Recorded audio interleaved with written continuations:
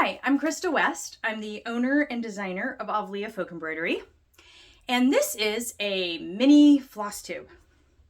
I realized that a lot of the times I don't record floss tubes because it just seems like such a big time commitment for me to take away from making kits and designing and things like that. But I really love connecting with everyone. So I thought, let's do some minis. I thought this might just be a little bit more achievable. So, for those of you who are new here, I'm Krista West. I'm the designer and owner of Avalia Folk Embroidery. I specialize in Mediterranean folk embroidery, although I actually go a little farther afield than that now. But I'm all about traditional folk embroidery. Embroidery from all different countries. Most of what I design comes from Greece and the Mediterranean, but I also do some Ukrainian designs, Latvian, Balkan. I'm working on a Bulgarian piece right now that I'm really excited about. So I love sharing folk embroidery with basically anybody who will listen.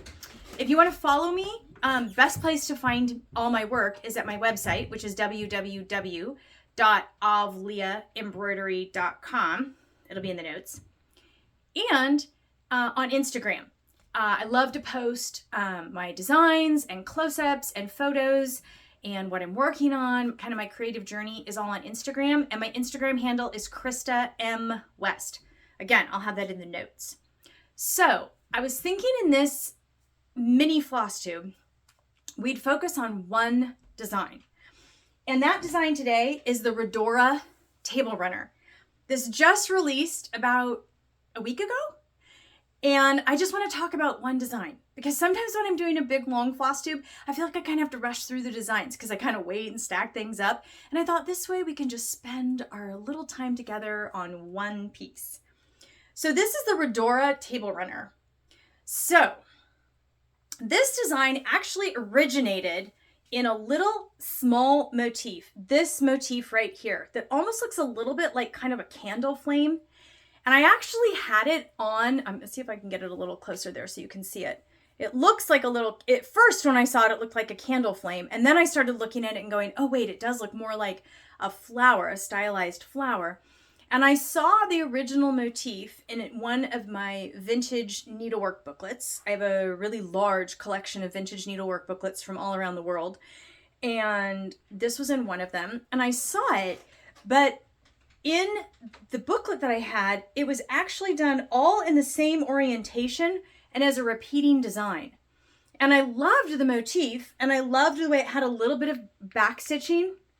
If you're new here, I adore back stitching. And I'm not going to apologize for it.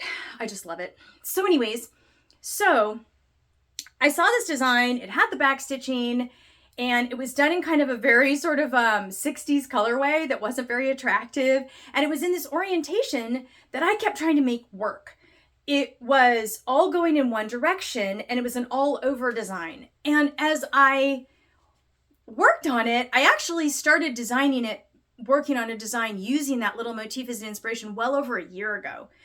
And I just kept trying to make it work. I did it first as a little tiny bit kit, and then I did it as like an all-over table runner. And every time I tried to do it, it was like, it's just not working because it's so one-directional. And I thought, how's that gonna look when you have it like on a table or on a buffet or on a bookshelf? It's just gonna be very kind of one direction, and I didn't love it. So the next place I went with it was I thought, well, let me try and make it go in two different directions. I'll have a center line in the design and I'll make it go in two opposite directions. And I tried that and it was a disaster because it was left this super weird negative space in the middle. And I was like, fine. So I just got fed up and I just left it in my design folder with my I have a little design folder called Shelved Designs. It's things that I just have become impatient with or I don't feel are working. And every once, like maybe every 4 or 5 months, I go through that folder to see if anything like speaks to me at that point in time. And I went back into that folder like months later and I was like, wait, I really love this motif, the little element, this little floral motif. I just love it. There's got to be a way that I can start making it work. So I created a huge design board on my WinStitch programming. I use WinStitch for all of my design work. It's a cross-stitch design software program. I love it. So I made this huge board that was like 500 by 500 stitches. And then I started just playing around with every single orientation I could think of with the design. Sometimes I'll do that and just sort of like, it's like doodling. It's like, how can I like get this to work at all? And I'd mirror it and I'd repeat it. And I was like, okay, there's got to be some way here. And as I was working on it, I suddenly realized, oh, wait, it needs to not just be mirrored in one direction. It needs to be mirrored in two directions. And as soon as I did that and then kind of stretched out the design, I had this beautiful motif here that's like now this really beautiful diamond shaped motif. And I loved it. I was like, oh, it's such a great motif. Yay, mission accomplished. It's working great. But then I was like, well, wait, how am I going to incorporate that? So then I spent another big design session trying to figure out, could I use it like it is? Could I use it as a half drop motif repeat? A half drop motif repeat is when you take a design and you drop it like halfway down and halfway over. And so, oh, sorry, that was my teenager telling me she's going out on a run. If you heard that yelling in the background, that's what it was. So that's one more reason that I oftentimes don't get around to recording YouTubes and floss tubes, is there's just so much stuff going on in my house. It's a good thing. But anyways, so I tried dropping the motif down and halfway over so that I could get like a really cool repeating design. But again, I just didn't love it. And then I was like, what if we just kind of went for this spare look and we just used the motif by itself and I repeated it 3 times on the table runner. And suddenly it was like, oh, that's it. That's like what it wants to be. And I loved it because I've had a lot of people ask me for smaller stitch count table runners. So things that like most of my table runners, my bigger ones, like they're a good 12,000 or more stitches. They're a commitment. You know, you've got to stitch at them for a few months. And some people want something that they can work up quicker, or they're just maybe a newer stitcher and they're not quite ready to take on that much stitching, or it feels a little intimidating. Or maybe they're a crafter that has like a gazillion other things that they do. They knit and they sew and they, I don't know, refinish furniture, all the things. And so I suddenly realized, wait, it would be great if I could develop some table runner designs that were first off just a smaller stitch count. So this one, all I did was add a really simple classic border. This is a really classic little border used in a lot of folk embroidery. It's just another one of the like 3 and this is actually a 2 and 2 repeat. It almost looks like chain links. So I did that and suddenly voila, simple, beautiful, elegant table runner with that historic motif. I started playing around with the colors. And then it was like, okay, this one just wants to be straight up traditional folk. So 469 avocado green was the very first green floss color that I was given in Greece when I was first starting to learn folk embroidery. And I was told it is like the folk embroidery green. So I went to that.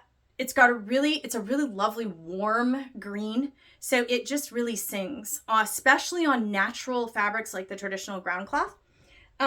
So I used that and then I was like, okay, we're just going to go straight up super traditional. And I used the 832 golden olive. That's another classic folk embroidery color because it's a very sort of almost, it's a gold, but it has a little smidge of kind of a copper, not copper, but a verdigris kind of undertone to it, which is really nice. Again, it works really well in the warmer folk fabrics. And then I used 816 garnet.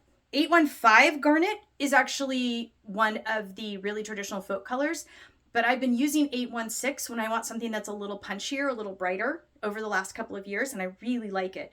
It is a true garnet, and I love garnets. I have a pair of garnet earrings that my husband gave me years ago that are my favorite earrings, and I have a garnet necklace. Like, I just love garnets, and so I love that color. So with all of that, that's how I came about with the Rhodora design. And then it makes this really great little kind of narrow table runner.